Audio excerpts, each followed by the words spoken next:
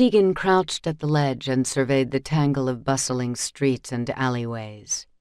As one of the Order, a small cadre of breed vampires engaged in war against their savage brethren, the Rogues, Tegan's primary nightly objective was dealing death to his enemies.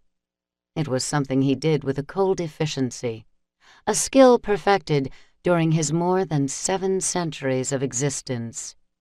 But down to his marrow, he was breed, and there were none among his kind who could ignore the call of newly spilled human blood. He curled back his lips and dragged the cold air in through his teeth. His gums tingled, an ache blooming where his canines began to stretch into fangs. His vision sharpened beyond its preternatural acuity, pupils narrowing into thin vertical slits in the center of his green eyes. The urge to hunt, to feed, rose up in him swiftly. It was an automatic response that even he, with his disciplined, iron self-control, could do little to suppress. All the worse for him, being of the first generation of vampires spawned on Earth.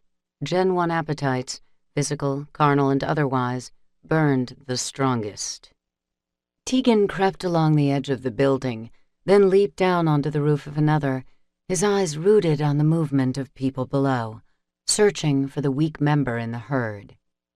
But he didn't comb the crowds merely to satisfy his own needs. Find a human with an open flesh wound, and he knew for a fact that any rogues within a mile radius would not be far behind.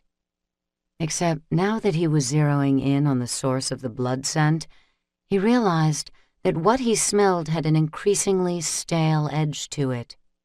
It was spilled blood, not fresh at all, but several minutes old. Following the metallic odor, Tegan's gaze lit on a short, slight figure in a long hooded parka who was hurrying up the main thoroughfare, past the train station. There was an anxious clip to the person's gait, an obvious desire not to be noticed in the low tilt of the head as it cut away from a crowd of pedestrians and headed for an empty side street. "What the hell have you been up to?" Tegan murmured under his breath as he tracked the individual. Male or female, he couldn't be sure under all that dark quilted down. Either way, the human was about to get some very unwanted company. Tegan saw the rogue an instant before it came out of hiding near a dumpster several yards ahead of the human. He couldn't hear the words being said, but he could tell by the vampire's swagger and glowing amber eyes that it was taunting the person, just having a little fun before it made its move. 2 more rogues came around the corner from behind now, hemming the human in. "Damn it," Tegan growled, rubbing a hand over his jaw. He'd never had much use for the shiny brand of honor that demanded his kind act as unsung saviors to the humans who inhabited the planet with them.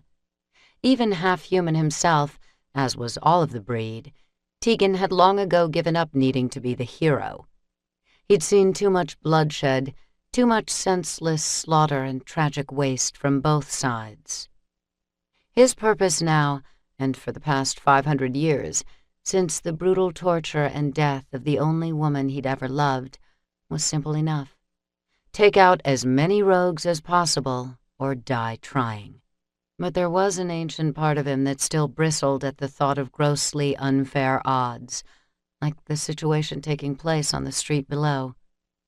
The human in the blood-stained parka was being surrounded. Like sharks moving in for a kill, the rogues started closing ranks. The hooded head came up suddenly, pivoted around to note the threat closing in from behind. Too late, though. No human stood a chance against one bloodlusting suckhead, let alone a pack of 3. With a curse, Tegan advanced his position and jumped to a lower rooftop above the alleyway.